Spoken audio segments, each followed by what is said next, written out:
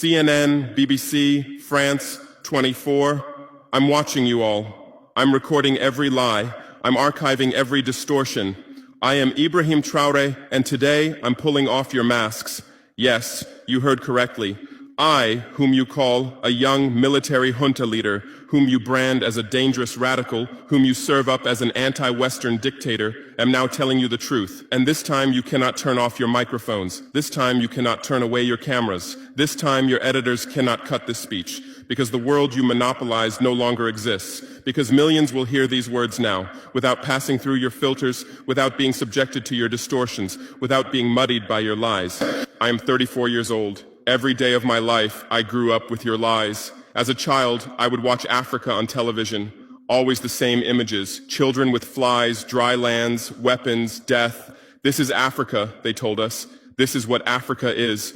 And we believed it. We were ashamed of ourselves. We were ashamed of our own lands, of our own people. But then I grew up. I read, I researched, I questioned, and I understood that the Africa you showed us wasn't real. The story you told us was a lie. The fate you imposed on us was a script you had written. For years, how have you portrayed Africa? How have you shown it? How have you sold it to your viewers? As if we were creatures who had no share of humanity, as if we were savages left outside of civilization, as if we were wretches waiting for you to save us. Every day, every hour, every minute, the same story plays on your screens. Hunger, war, disease, corruption, terror, chaos. These are the words that come to mind when Africa is mentioned.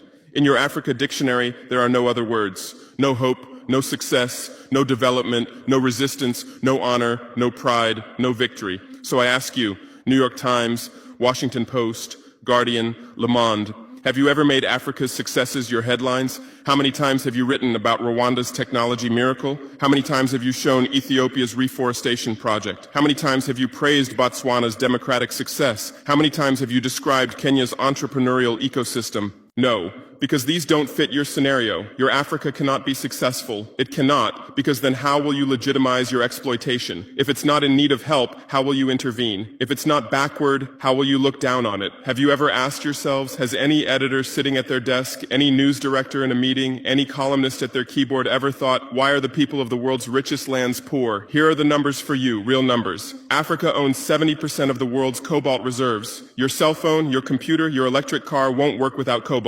This cobalt comes from Congo, but Congolese can't afford cell phones. Africa owns 90% of the world's platinum reserves. Catalytic converters, electronic devices, medical implants, they all need platinum. This platinum comes from South Africa, but South Africans are crushed by unemployment. Africa provides 30% of the world's gold production. Mali, Burkina Faso, Ghana, Tanzania.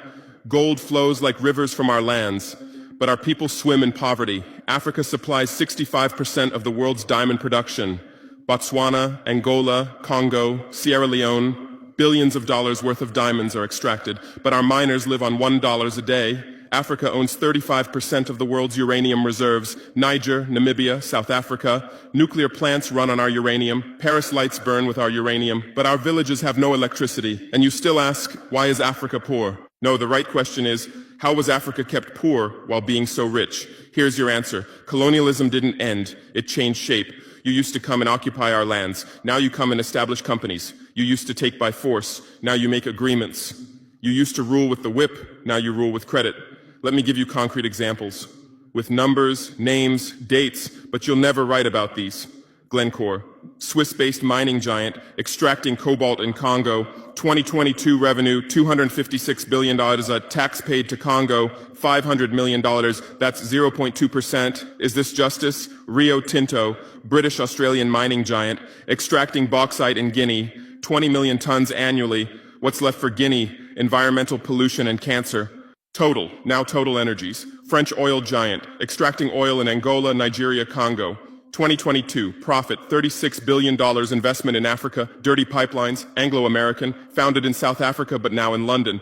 Diamonds, platinum, iron, taking everything. What it left in South Africa, 6 million unemployed miners. And these are just the tip of the iceberg. What about the invisible, the secret deals, the offshore accounts, the transfer pricing tricks? Every year, $88 billion in illegal money flows out of Africa. Who writes about this? Every year, $45 billion in aid comes to Africa. Everyone writes about this, but no one says Africa is not the continent receiving aid, it's the continent giving aid.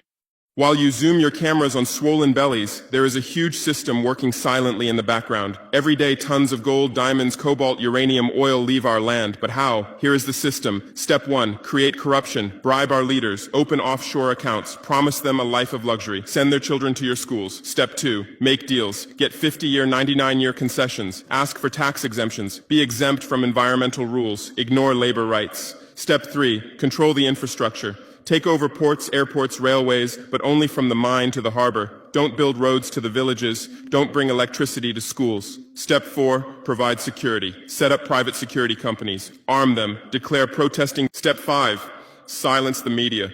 Buy local journalists. Suppress opposing voices. Serve internal unrest news to international media.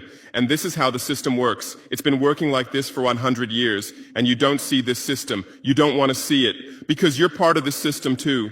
Who are the biggest advertisers of New York Times, CNN, BBC, oil companies, mining companies, arms companies, pharmaceutical cartels, the companies that exploit Africa? You live on their money, you defend their interests, and what I'm about to tell you might cost me my life, but it's no longer time to be silent. France's system in Africa is the CFA franc. 14 African countries still use French colonial currency. 50% of these countries' central bank reserves sit in the French treasury. France applies negative interest to this money, so we pay France to use our own money. Through this system, France transfers $500 billion worth of resources from Africa every year. Does anyone write about this? No. But when France gives Africa 10 billion euros in aid, it makes headlines. Britain's system is more sophisticated. London is the world's money laundering center. City of London, offshore paradise. Every penny stolen from Africa passes through London. Jersey, Guernsey, Cayman Islands, Virgin Islands, all under British control. Africa's wealth hides there. America's system is AFRICOM, Africa Command, 46 military bases on the continent. Official purpose, security. Real purpose, resource control. Drones in our airspace every day, listening devices everywhere. They say fighting terrorism, but it's not terrorists. It's people's leaders who are targeted. China is the new player, says win-win, builds infrastructure, gives credit, but in exchange for what? 99-year port concessions, mining rights, agricultural lands, debt-trap diplomacy, ask Sri Lanka, ask Zambia, and you write about none of this. Why? Because you're not free press. You're corporate press. Your bosses are billionaires. Jeff Bezos bought Washington Post. Why? For love of journalism? Rupert Murdoch's media empire, Fox News, Wall Street Journal, The Sun, The Times, all from the same hand, all giving the same message. West is good, others are bad. Carlos Slim is the largest shareholder of New York Times, Mexican billionaire. Where's his wealth from? Monopolized telecommunications, got rich off Latin America's back, now controls America's most respected newspaper. And you claim to do independent journalism? Who are your editors? Which schools did they graduate from? Harvard, Yale, Oxford, Cambridge? Always the same elite schools, always the same worldview, always the same prejudices.